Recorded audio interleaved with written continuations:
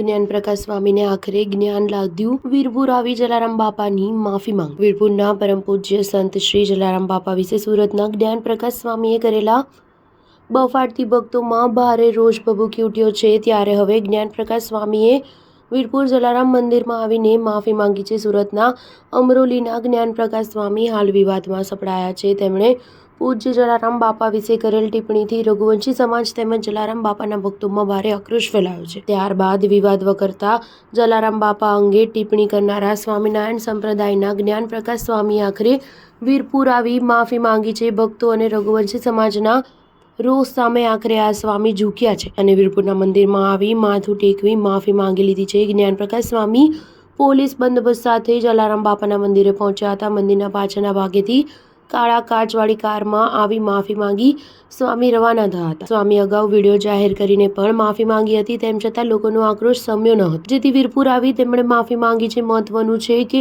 Number plate વગરની કાળા કલરની એક કારમાં સ્વામી આવ્યા હતા અને માફી માંગી મંદિરની પાછળના દરવાજેથી જ રવાના થઈ ગયા હતા। આ સમગ્ર મુદ્દે દેવનાથ બાપુનું કહેવું છે કે એક પુસ્તકને આધાર બનાવી સ્વામીએ બફાટ કર્યો હતો, ત્યારે આજે એક સ્વામીએ માફી માંગી છે, કાલે બીજા સ્વામીએ પુસ્તકના આધારે ફરી આવું નહીં બોલે તેની શું ખાતરી? આ લોકોની મનગળત કહાનીઓ વળી ચોપડાને સળગાવી દેવી તો રઘુવંશી સમાજના એક અગ્રણીનું કહેવું છે કે પહેલાં બફાટ કરવાનો અને પછી માફી માંગી લેવાની એ હવે આવા સ્વામીઓની પ્રથા થઈ ગઈ છે। માફી બાદ હવે આ રોષ પૂર્ણ થવો જોઈએ, પરંતુ આ સ્વામીને હવે 10 થી 15 વર્ષ સુધી વ્યાસપીઠ પર ન બેસવા દેવા જોઈએ। જો પહેલાં જ માફી માંગી લીધી હોત તો આ મુદ્દો આટલો મોટો ન થયો હોત।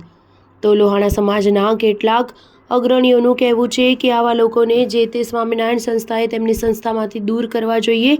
રઘુવંશી સમાજ અને ભક્તોના આક્રોશ સામે ઝૂક્યા અને આખરે માફી માંગી છે। હવે જોવાનું એ છે કે માફી બાદ ભક્તોનો કે રઘુવંશી સમાજનો ગુસ્સો શાંત પડશે કે નહીં। સ્ટાર ન્યૂઝ 7 હંમેશા સચ્ચાઈની સાથે।